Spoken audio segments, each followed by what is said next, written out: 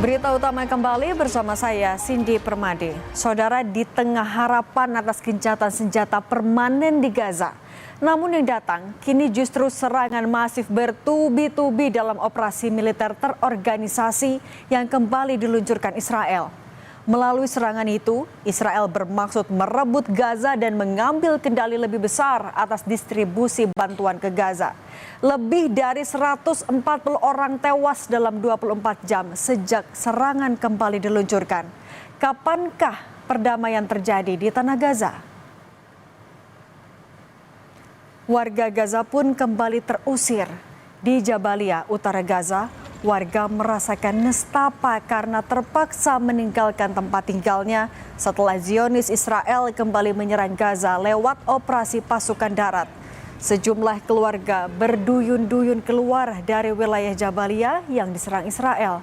Hanya sedikit barang dari kediaman mereka yang dapat dibawa mengungsi. Kali ini, Israel membela diri, menyerang Jabalia untuk menyisir lokasi persembunyian kelompok Hamas. Padahal kenyataannya, ratusan nyawa warga yang mayoritas perempuan dan anak-anak melayang sia-sia.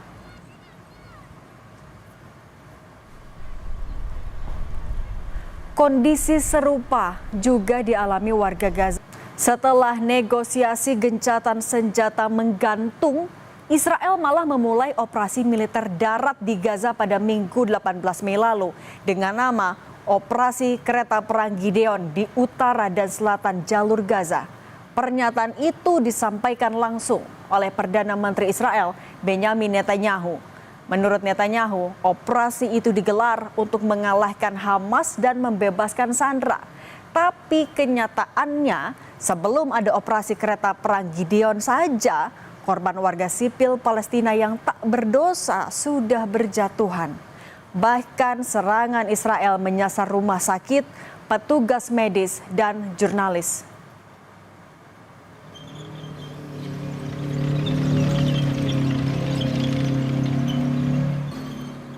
Israel meningkatkan serangannya di Gaza dengan klaim untuk menekan Hamas agar membebaskan sandera yang masih tersisa. Sedangkan Hamas mengatakan akan membebaskan sandera dengan imbalan gencatan senjata yang langgeng dan penarikan pasukan Israel. Sementara itu, setelah blokade hampir 3 bulan dan peringatan oleh para ahli global tentang kemungkinan kelaparan, Israel akan mengizinkan sejumlah kecil bantuan kemanusiaan ke Gaza, bahkan ketika meluncurkan operasi darat yang disebut Operasi Kereta Perang Gideon.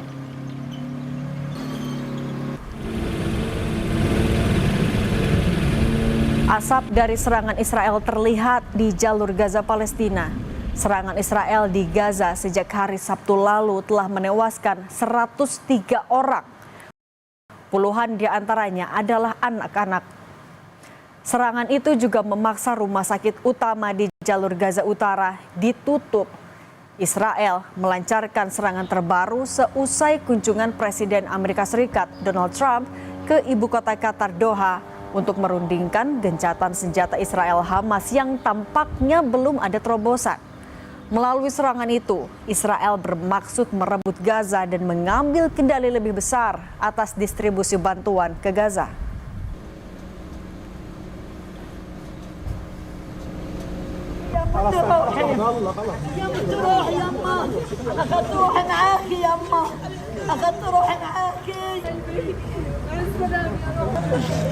Hati ibu mana yang tak terkoyak saat melihat buah hatinya sudah terbujur kaku? Kesedihan mendalam dirasakan seorang ibu, Mahmud Al-Alal, yang menangisi jenazah putrinya yang tewas dalam serangan udara Israel. Di Jabalia, Gaza Utara, serangan Israel menyasar rumah dan tenda yang digunakan warga sebagai tempat penampungan dan menewaskan satu keluarga yang berjumlah 9 orang.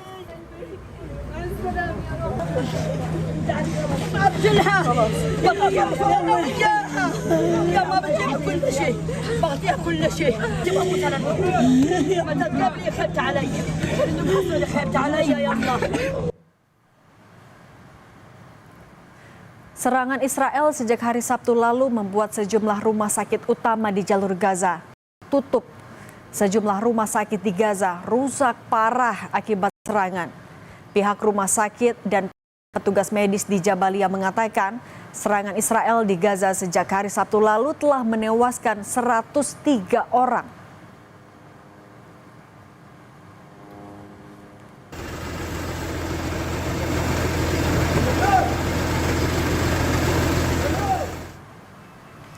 Serangan bom Israel melalui quadcopter terjadi pada Selasa dini hari 20 Mei menargetkan pusat generator di sebelah barat Rumah Sakit Indonesia di Gaza.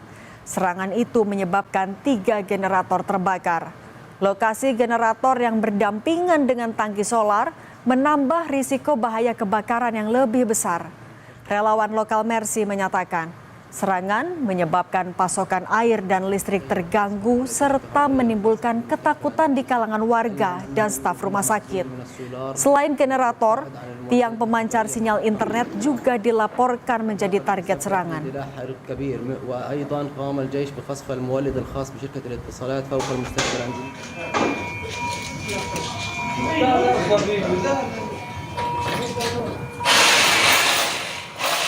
Israel menargetkan banyak rumah sakit di Gaza, termasuk Rumah Sakit Indonesia.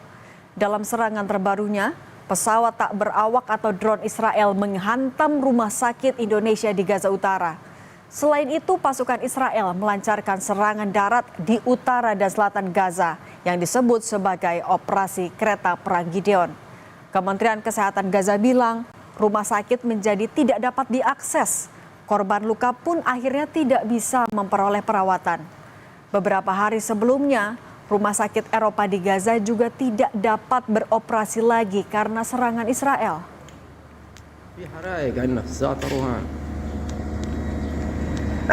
Sebelumnya penyerangan-penyerangan itu, penembakan-penembakan menggunakan drone itu hanya dilakukan di lingkungan sekitar rumah sakit, jadi tidak menyasar langsung rumah sakit. Nah, dalam 2 hari ini kemudian aktivitas militer di rumah sakit secara langsung meningkat. Bahkan pada penyerangan yang terakhir ini tidak didahului oleh peringatan atau perintah untuk melakukan evakuasi. Biasanya gitu ya, biasanya akan ada informasi apakah rumah sakit baik pasien maupun staf medis yang bertugas di rumah sakit itu perlu atau tidak perlu untuk melakukan tindakan evakuasi. Namun ini kemudian seluruh staf dikejutkan karena kemudian tiba-tiba personel militer sudah masuk ke lingkungan rumah sakit. Di satu sisi, Israel kembali melancarkan serangan masif ke wilayah Gaza lewat operasi militer Kereta Perang Gideon sejak minggu lalu. Namun di sisi lain, pemerintah Israel justru menyebut akan membuka akses pengiriman truk-truk bantuan untuk warga Gaza. Langkah ini diambil setelah hampir 3 bulan distribusi bantuan ke Gaza terhambat. Hal ini memicu reaksi dunia yang khawatir akan bencana kelaparan di tengah krisis kemanusiaan yang terjadi di Gaza.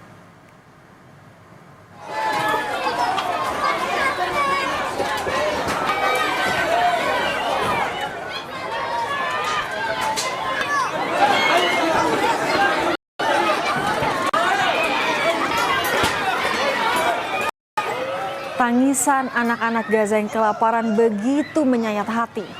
Akibat serangan Israel, lagi-lagi warga yang didominasi anak-anak menjadi korban.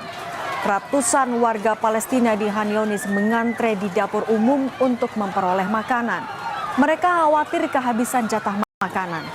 Pekerja dapur umum pun berusaha mengendalikan warga yang berdesak-desakan dalam antrean.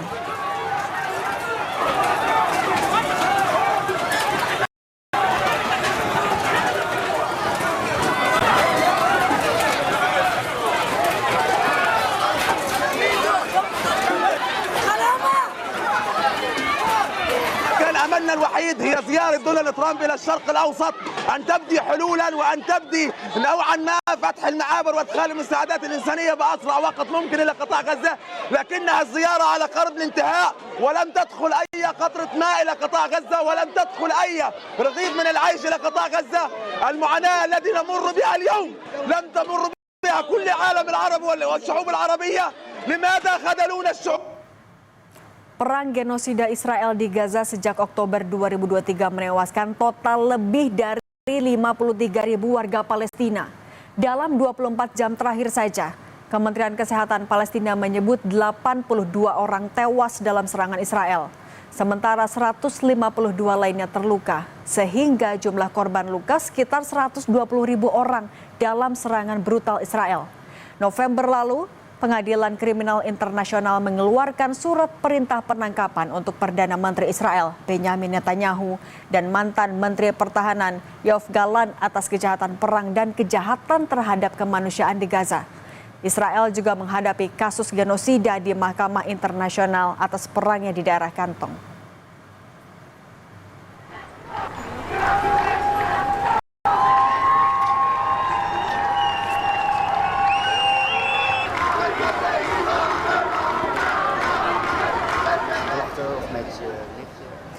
Keprihatinan akan apa yang terjadi di Gaza memunculkan adanya gelombang aksi di berbagai negara. Belanda salah satunya.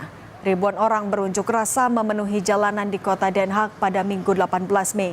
Aksi massa yang disebut sebagai demonstrasi terbesar di Belanda dalam 2 dekade ini diikuti sejumlah kelompok hak asasi manusia dan lembaga pemberi bantuan. Pendemo menunjukkan dukungan mereka untuk warga Gaza dan juga meminta pemerintah Belanda untuk lebih berperan dalam menghentikan agresi Israel ke wilayah Gaza.